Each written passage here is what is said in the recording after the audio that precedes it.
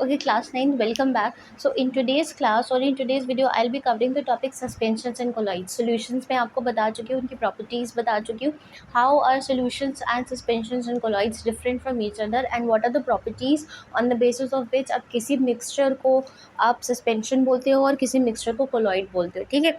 Solution क्या था? Solution is a homogeneous mixture जिसमें जो particles हैं, solute particles जो हैं वो solvent में uniformly spread out रहते हैं या यूनिफॉर्म जो है वो उनका कॉम्पोजिशन रहता है throughout the medium. Suspensions on the other hand they are completely heterogeneous mixtures. ये मैंने आपको बताया था कि अगर कोई मिक्सचर होमोजीनियस है तो वो हमेशा सोल्यूशन होगा because solutions are true solutions and they are homogeneous mixtures. लेकिन अगर हेट्रोजीनियस मिक्सचर है यानी ऐसा मिक्सचर जिसमें आपको सोल्यूट और सॉल्वेंट की लेयर अलग अलग मिल रही हो और सोल्यूट पार्टिकल्स यूनिफॉर्मली डिस्ट्रीब्यूटेड ना हो थ्रू आउट द सॉल्वेंट, तो ऐसे मिक्सचर को हम क्या बोलते हैं? Such a type of mixture is a heterogeneous mixture and such heterogeneous mixtures are called as suspensions. So what are actually suspensions? Suspensions are heterogeneous mixtures in which the solute particles are not completely dissolved in the solvent medium and you can find a distinct separate layer. मतलब दो distinct boundaries मिलेंगी और आपको आसानी से दिख जाएगा कि ये solute की layer है या ये solvent की layer है. ठीक है. जैसे for example में आपके आएंगे चॉक मिक्सचर. चॉक को अगर पानी में चॉक को क्रश करके चॉक एंड वाटर का मिक्सचर अगर चॉक को क्रश करके पानी में डालो तो आप उसको स्टर करते रहो वो कभी भी डिज़ोल्व नहीं होगी. What will you get is this. आप अगर एक वेसल लेते हैं और उसमें उसको डिज़ोल्व करते हैं तो पानी की लेयर आपको अलग दिखाई देगी और चॉक क्योंकि भारी होती है तो चॉक के पार्टिकल्स आपको यहाँ पे दिखाई देंगे. आप हल्का सा स्टर करेंगे तो वो स्कैटर हो जाएंगे, ऐसे ऐसे फैलने लगेंगे और फिर से अगर आप उसको छोड़ देंगे तो वो यहाँ पे आके सेटल डाउन हो जाएंगे at the base. So such a type of solution जिसमें सॉल्यूट और सॉल्वेंट जो सॉल्वेंट पार्टिकल्स और जो सोल्यूट पार्टिकल्स हैं वो डिस्टिंक्ट लेयर आपको दिखाई दे and the solvent solute particles are not completely dispersed, not uniformly dispersed in the solvent. ऐसे हम जो मिक्सचर्स होते हैं उनको क्या बोलते हैं? उनको कहते हैं suspension and they will always be heterogeneous mixtures, they can not be homogeneous mixtures. ठीक है. Another example is sand and water. ये तो सबको पता होगा कि अगर आप रेत को उठा के पानी में डाल दें और स्टर करते रहें तो वो कभी भी उसमें मिक्स नहीं होगी, वो आपको बेस में दिखाई देगी. You will find it at the base bottom. ठीक है. तो ऐसे सॉल्यूशंस जिनमें सोल्यूट और सॉल्वेंट दोनों की लेयर्स अलग अलग हैं, सोल्यूट के पार्टिकल्स सॉल्वेंट में यूनिफॉर्मली डिस्ट्रीब्यूटेड नहीं है, उनको uniform distribution throughout the solution नहीं है and they are heterogeneous in nature, such type of solutions are called as suspensions. ठीक है. Now what are the characteristics of suspension? Solution की characteristic क्या थी? Particles are very very small, -10⁻⁹ meter या 1 nanometer उनका size था. You can not view them with your naked eyes, you need a microscope. दूसरा ये था कि जो पार्टिकल्स हैं वो स्टेबल है. स्टेबल होने की वजह से अगर आप मीडियम को अनडिस्टर्ब छोड़ दे रहे हैं तो वो सेटल डाउन नहीं होते हैं. ठीक है. And they can not scatter a beam of light passing through them, क्योंकि मैंने बताया था कि स्कैटरिंग के लिए the particles have to be big enough, but the particle size of solution particles वो 1 नैनोमीटर है, बहुत छोटे हैं, तो वो स्कैटर नहीं कर पाते हैं पाथ ऑफ लाइट को. ठीक है. And they are homogeneous in nature. तो सस्पेंशंस की प्रॉपर्टीज़ क्या है? पहला तो हो गया that they are heterogeneous in nature. Second is that they are highly unstable. ठीक है. बहुत ज़्यादा अनस्टेबल होते हैं. इसका मतलब है अनस्टेबल पार्टिकल्स की अगर आप इनको कुछ टाइम के लिए अनडिस्टर्ब्ड छोड़ देंगे, if you leave a suspension undisturbed for some time, if you leave it as such, then you will find that the solute particles settle down at the bottom. तो सोल्यूट के particles हैं वो base पे settle कर जाते हैं और पानी ऊपर फ्लोट करता है. तो they are highly unstable and these particles are big enough. इनका साइज़ जो होता है वो सोल्यूशन के पार्टिकल से बड़ा होता है. They are bigger in size as compare to the size of the solution particles. तो आप इनको आसानी से आंखों से देख सकते हैं, साफ समझ में आ जाएगा. अगर अभी भी डिस्टिंक्शन नहीं हो पा रहा है, समझ में नहीं आ रहा कि मैं वर्बली क्या बोल रही हूँ, तो करके देखो. 1-2 ग्लास वो लो, ग्लास जो है वेसल लो, एक में नमक का घोल बना लो और एक में चॉक को क्रश करके डाल के देखो, तो जो नमक वाला सोल्यूशन बनाओगे उसमें नमक के पार्टिकल्स कहीं नहीं दिखाई देंगे, और जो चॉक वाला सोल्यूशन होगा जिसमें आपने चॉक को क्रश करके पानी में डाला, उसमें आप आसानी से चॉक के पार्टिकल्स ऑब्जर्व कर सकते हैं, व्यू कर सकते हैं। तो इसका मतलब है कि नमक के पार्टिकल्स के कंपैरिजन में चॉक के पार्टिकल्स का साइज़ बड़ा है। एंड सस्पेंशन की यही प्रॉपर्टी होती है कि जो सस्पेंशन के पार्टिकल्स हैं they are bigger in size and they can easily be viewed by naked eyes. They are bigger in size than particles of solution and you can easily view them. Particles of solution and can be easily viewed and can be easily viewed and they scatter, बड़े होने की वजह से, particle size के बड़े होने की वजह से they can easily scatter a beam of light. They can easily scatter a beam of light. Even though they can scatter a beam of light, they do not show Tyndall effect. Tyndall effect जो है वो आपका सिर्फ colloids show करते हैं. What is Tyndall effect ये मैं अभी बताऊंगी जब हम कोलॉइड्स पढ़ेंगे, ठीक है. तो ये बीम ऑफ लाइट को स्कैटर तो कर देंगे but they do not make the path of light visible.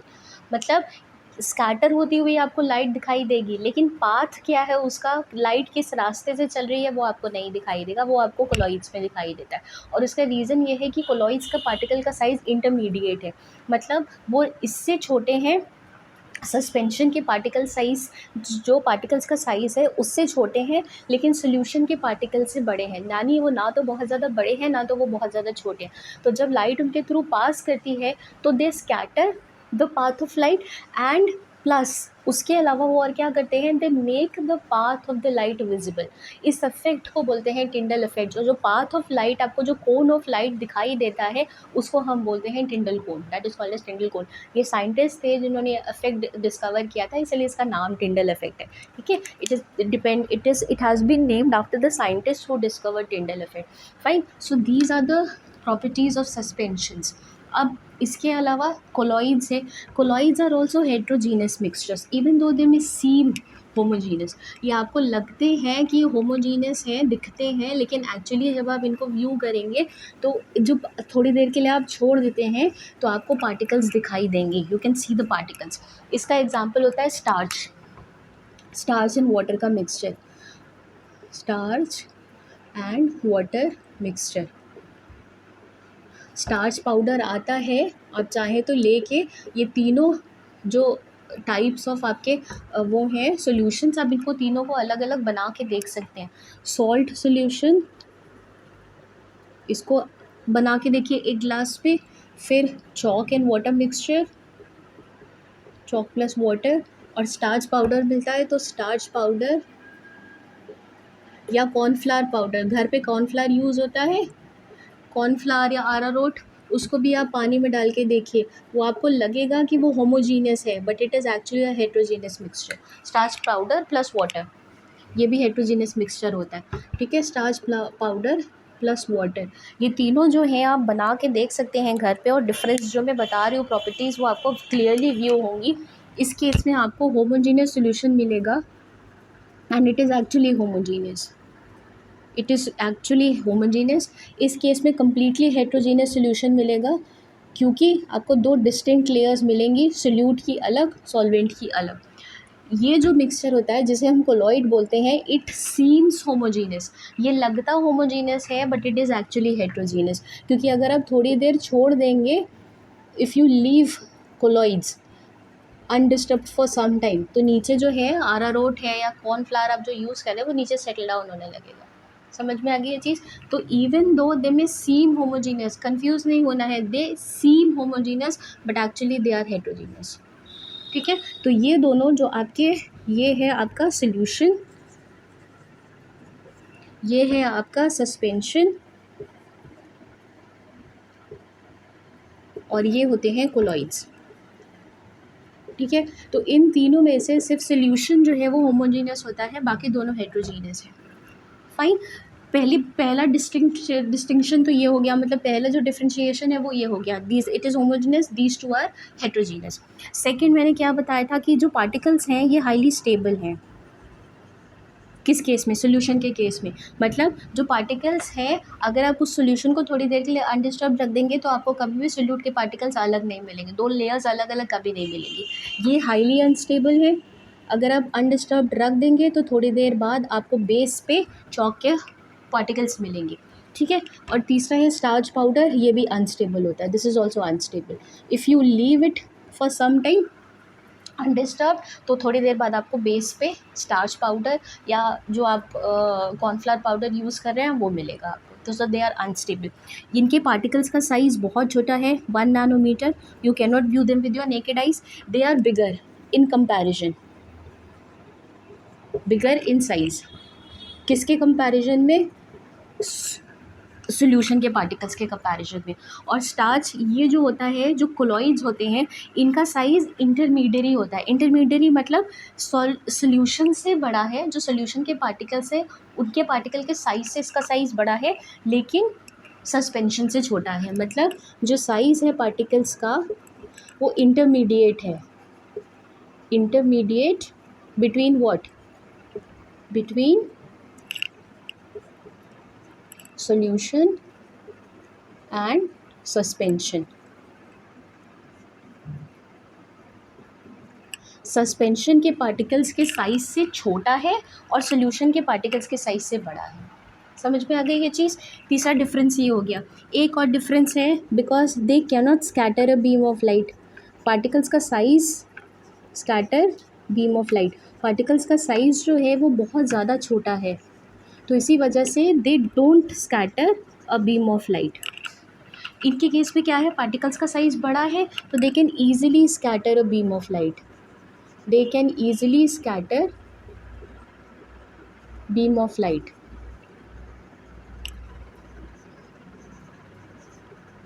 ठीक है।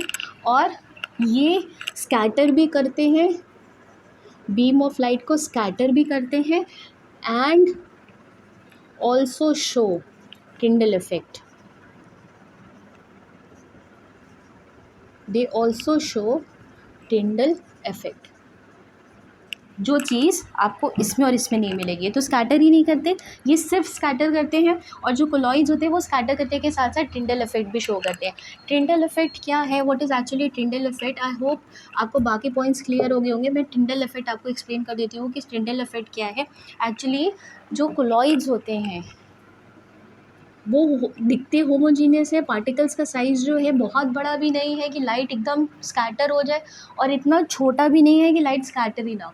इंटरमीडिएट होने की वजह से जब आप लाइट इसके थ्रू पास करते हैं, जो पार्टिकल्स हैं वो साइज़ में इंटरमीडिएट है, तो जब लाइट इसके थ्रू पास होगी तो what will happen is that you can clearly see the path of the light. आपको ऐसा एक कोन जैसा मिलता है, आपको पाथ ऑफ लाइट दिखाई देता है, मतलब लाइट आपको यहाँ से निकलती हुई दिखाई देगी। तो इस इफेक्ट को बोलते हैं, this effect is called as Tyndall effect. और ये सिर्फ कोलॉइड्स में मिलेगा। You can not find this effect in solution and suspensions. ठीक है। ये जो कोन मिलता है, जो कोन ऑफ लाइट, ये ऑब्जर्व किया गया है, स्टार्च मिक्सचर है, उसके थ्रू जब टॉर्च को आप पास करेंगे तो जब टॉर्च की लाइट आप दूसरे एंड से देखेंगे, वेसल के दूसरे एंड से देखेंगे, तो आपको कोन जैसा दिखेगा। तो इस कोन को जो बनता है, this is called as Tyndall cone. This cone is called as Tyndall cone. ठीक है। ये हो गया Tyndall effect. Tyndall effect is basically what? It is scattering plus making path of light visible. ठीक है।